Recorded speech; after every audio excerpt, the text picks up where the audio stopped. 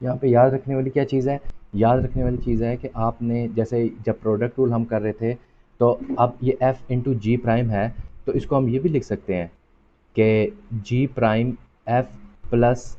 F prime g, यानी कि इसमें फर्स्ट फंक्शन और सेकंड फंक्शन पे कोई कंडीशन नहीं है कि किसको हम फर्स्ट फंक्शन कंसीडर करें, किसको आप सेकंड फंक्शन कंसीडर करें। लेकिन याद रखिएगा जब हम क्वेश्चन रूल की बात करेंगे तो यहाँ पे ये ज़रूरी है कि जो डिनोमिनेटर में है, यानी कि एफ ओवर जी है, तो जी का स्केयर आप लेंगे डिनोमिनेटर में, और जिसका स्केयर ले लिया है वो एज इट रहेगा, जो ऊपर है उसका डेरिवेटिव, और दरमियान में ये माइनस है, जिसकी वजह से हम इसको ये नहीं कह सकते कि आप जिस मर्ज़ी को फर्स्ट फंक्शन कंसीडर कर लें, जिस मर्ज़ी को सेकंड फंक्शन कंसीडर कर लें, ऐसी बात नहीं है। आपने फर्स्ट फंक्शन जो है वो हमेशा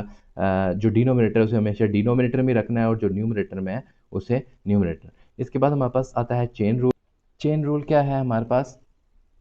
कि अगर हमारे पास कोई फंक्शन है, let's suppose F of x है, ठीक है, और उसका वो कंपोजिशन एफ और जी का अगर आपके पास कंपोजिशन है, यानी फंक्शन का अगेन फंक्शन है और उसका आपने डेरिवेटिव लेना है, तो फिर क्या करेंगे, पहले डेरिवेटिव लेंगे f of g of x का, और फिर एफ को छोड़ के जो अंदर फंक्शन कंपोजिशन फंक्शन है उसका डेरिवेटिव। इसका क्या मतलब, मिसाल के तौर पे मैं ये बात करता हूँ कि एक्स स्क्वायर माइनस सेवन है एक फंक्शन है, ठीक है, और ये कंपोजिशन है, यानी कि x square minus seven, let's suppose आप ये समझ लें कि that is a g of x, और एफ ऑफ एक्स आपके पास सारे का सारा बन गया f of y is equal to y square, और ये हमारे पास वाई है, ठीक है। तो अब हमने अगर इस y का डेरिवेटिव लेना है तो क्या करेंगे, पहले यहाँ पे डेरिवेटिव लेंगे इसका,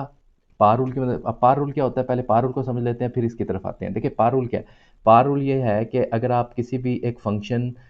है जो x वेरिएबल का है उसका आप डेरिवेटिव लेना चाह रहे हैं, ठीक है, तो x raise to power p power है, तो इसका आप जब डेरिवेटिव लेंगे तो क्या होगा, जो भी पार है वो पहले मल्टीप्लाई हो जाएगा,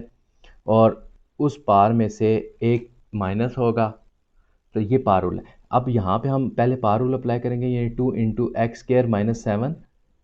whole power two minus one into d over d x of किसका, पार को छोड़ के अंदर जो फंक्शन है, यानी कि एक्स स्केयर माइनस सेवन का दोबारा डेरिवेटिव। तो ये आपके पास जो डेरिवेटिव है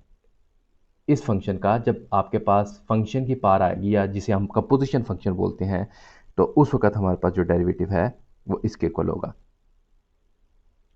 ठीक हो गया। अब इसी तरीके से हम बात करते हैं कि अगर हमने ट्रिग्नोमेट्रिक फंक्शन या एक्सपोनेंशियल फंक्शन की डेरिवेटिव लेना है तो वो कैसे लेके, the derivative of a sine x का डेरिवेटिव क्या होगा जी, कॉज एक्स, ठीक है, और कॉज एक्स का डेरिवेटिव क्या होगा, minus minus minus sine x, ठीक है। हम इस तरह कह सकते हैं derivative of a sine is cosine and the derivative of cosine is minus sine, ठीक है। अब आप एक और चीज़ देखें ना, ये तो पहला डेरिवेटिव था, हमें बाज़ औक़ात इसका सेकंड डेरिवेटिव भी लेना पड़ेगा। तो अगर साइन का पहला डेरिवेटिव लिया कॉस एक्स, इसी का फिर दोबारा डेरिवेटिव लेंगे वो क्या होगा, माइनस साइन एक्स, ठीक है। तो साइन एक्स का डबल डेरिवेटिव क्या होगा, माइनस साइन एक्स, और कॉस एक्स का डबल डेरिवेटिव क्या होगा, माइनस कॉस एक्स, ठीक। ये ट्रिग्नोमेट्रिक फंक्शंस हैं वेल नोन, जिनकी हमें बार बार ज़रूरत पड़ेगी डिफरेंशियल इक्वेशन के कोर्स में, इस वजह से हमने इसको रिकॉल कर रहे हैं। इसके अलावा हमारे पास एक्सपोनेंशियल एंड लॉगरिथमिक फंक्शन के अगर डेरिवेटिव लेना पड़ते तो वो कैसे लेंगे, देखें ई पार एक्स का डेरिवेटिव क्या होगा, ई पार एक्स ही होगा, ठीक है, और नेचुरल लॉग ऑफ एक्स का डेरिवेटिव क्या होगा, वो वन ओवर एक्स होगा, ठीक है। ये दो चीज़ें भी आपने याद रखनी है, ई पार एक्स का डेरिवेटिव ई पार एक्स, और नेचुरल लॉग ऑफ एक्स का डेरिवेटिव वन ओवर एक्स। तो इसी तरीके से आपके पास नेक्स्ट जो टॉपिक आता है वो इंटीग्रेशन का आता है, कि इंटीग्रेशन में हम क्या करेंगे। इंटीग्रेशन में सबसे पहले हम पार रूल डिस्कस करते हैं, कि देखें आपके पास अगर इसको हम बोलते हैं इनडेफिनेट इंटीग्रल और एलिमेंट ऑफ एलिमेंट्री फंक्शन, ठीक है, जो बेसिक फंक्शन है उनके जो इनडेफिनेट इंटीग्रल है वो हमने ऊपर फाइंड आउट करना है, और बहुत ज़्यादा हमें फाइंड आउट करना पड़ेगा डिफरेंशियल इक्वेशन के कोर्स में। तकरीबन हर एक टेक्निक के अंदर ही हमें इंटीग्रेशन की ज़रूरत पड़ा करेगी, तो इस वजह से हमें इंटीग्रेशन को अच्छे तरीके से रिवाइज करना है, ठीक है। अब देखिए पार रूल इंटीग्रेशन का क्या है, जैसे डेरिवेटिव के केस में हमने देखा था ना, जो भी पार है वो पहले मल्टीप्लाई हो जाती थी और उसमें से एक कम यानी वन माइनस कर लेते थे। यहाँ पे जो पार रूल है इंटीग्रेशन की वो ये है कि आप x raise to power n plus one, जो भी पार है उसमें वन ऐड करेंगे और जो अब पार बन चुकी है नई पार उससे आपने डिवाइड कर देना है। यानी अगर let's suppose x raise to power 5 है, इसका आप इंटीग्रेशन ले रहे हैं विस्पेक्ट टू x, तो क्या होगा x raise to power 5 plus one over 5 plus one. ठीक है, तो प्लस सी कांस्टेंट इंटीग्रेशन, इसको हम डिटेल से कैलकुलस के अंदर डिस्कस करते थे कि कांस्टेंट ऑफ इंटीग्रेशन क्यों यूज़ किया जाता है।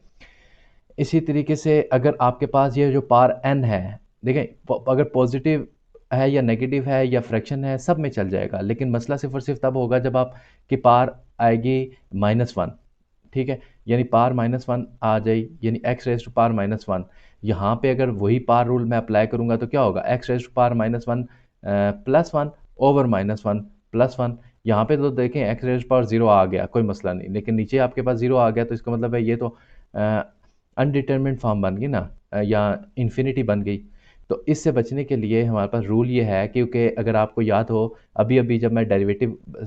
पिछली स्लाइड में हमने किया था कि टेंजेंट ऑफ एक्स का डेरिवेटिव क्या होता था 1/x, तो जो इंटीग्रेशन होता है वो एंटी डेरिवेटिव होता है, तो इसका मतलब है 1/x का जो इंटीग्रल होगा वो किसके इक्वल होगा, नेचुरल लॉग ऑफ एक्स के। ठीक है, अब ये याद रखिएगा कि x अगर आपके पास नेगेटिव आ जाता है तो फिर हम यहाँ पे क्या यूज़ करेंगे, चेन रूल यूज़ करते हैं। ठीक है, तो कोशिश ये हमने करनी है कि जब भी नेचुरल लॉग में यूज़ करें ना, क्योंकि आपके पास जो नेचुरल लॉग ऑफ माइनस कोई भी वैल्यू है 3, तो ये नॉट एग्जिस्ट होता है, नेगेटिव का नेचुरल लॉग नहीं होता। ठीक है, इसी तरीके से जो है ज़ीरो का भी नहीं होता। तो हमारे पास जो भी वैल्यू x की वैल्यू आ जाती है तो उसको हम फिर लिखेंगे क्या, 1/x है, अगर x नेगेटिव है तो हम लिखेंगे natural log of mod of x plus c. ये हमारे पास बेसिक रूल है जो कि हमने यहाँ पे यूज़ करना है। इसी तरीके से इंटीग्रेशन के अगर आपने फाइंड आउट करनी है किसी ट्रिग्नोमेट्रिक फंक्शन की तो वो भी हम फाइंड आउट कर सकते हैं। जैसे कि साइन एक्स का डेरिवेटिव कॉज एक्स था, तो अब कॉज एक्स का जो इंटीग्रेशन होगा वो आएगा साइन एक्स प्लस सी, और इसी तरीके से साइन एक्स का जो डेरिवेटिव होगा वो क्या होगा, minus cos of x plus c. ठीक है, अब इसी तरीके से अगर आपके पास दो फंक्शन है एफ ऑफ एक्स और जी ऑफ एक्स, और वो दोनों आपस में क्या हो रहे हैं, ऐड हो रहे हैं, तो इंटीग्रेशन जब आप लेंगे तो एफ ऑफ एक्स के अलहदा से इंटीग्रेशन, जी ऑफ एक्स के अलहदा से इंटीग्रेशन। अगर कांस्टेंट मल्टीप्लाई हो रहा है फंक्शन के साथ तो कांस्टेंट जो है इंटीग्रेशन से बाहर चला जाएगा, उसके साथ मल्टीप्लाई हो जाएगा और एफ ऑफ एक्स पे डेरिवेटिव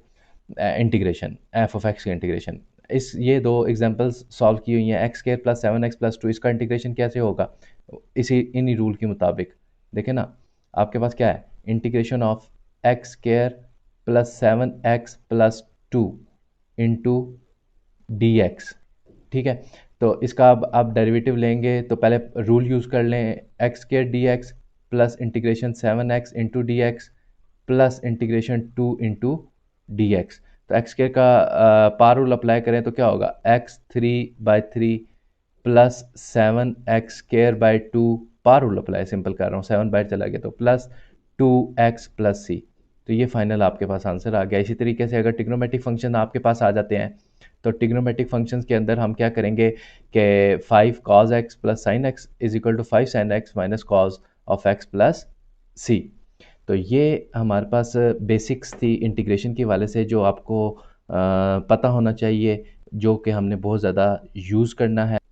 इन्हीं बेसिक्स के अंदर हमारे पास एक और रूल होता है इंटीग्रेशन का, और वो है इंटीग्रेशन में पार्ट्स या प्रोडक्ट रूल ऑफ इंटीग्रेशन। इसमें क्या होगा कि अगर दो फंक्शंस हैं सेम वेरिएबल के f1 और f2, वो आपस में मल्टीप्लाई हो रहे हैं, ठीक है, और आपने इसका डेरिवेटिव लेना है रिस्पेक्ट टू x, तो ये जो इंटीग्रेशन में पार्ट्स हैं ये भी हमें बहुत ज़्यादा टाइम यूज़ करना पड़ेगा हमारे इस कोर्स के अंदर। तो करेंगे क्या यहाँ पे हम कि इंटीग्रेशन करेंगे किसका, f1 इंटू f2 का। तो किस तरीके से इंटीग्रेशन करेंगे, प्रोडक्ट रूल क्या है, जिस तरीके से हम डेरिवेटिव का प्रोडक्ट रूल होता था first function as it is, दूसरे का डेरिवेटिव, यहाँ पे वो चीज़ नहीं होगी। यहाँ पे हम करेंगे f1 as it is integration of a second function into d x minus integration of derivative of a first function into integration of a second function into d x whole into d x. ठीक है, यानी पहले f2 का आपने integration लेने हैं x के लिहाज से, फिर उसको मल्टीप्लाई कर देना है F1 प्राइम के साथ, और जो भी आंसर आ जाएगा उसका आपने इंटीग्रेशन ले लेनी है। तो ये आपके पास फाइनलाइज हो गया। ये आपके पास प्रोडक्ट ऑफ टू फंक्शन की इंटीग्रेशन है। इस इंटीग्रेशन के बाद हमारे पास function of a multi variable की बात आएगी।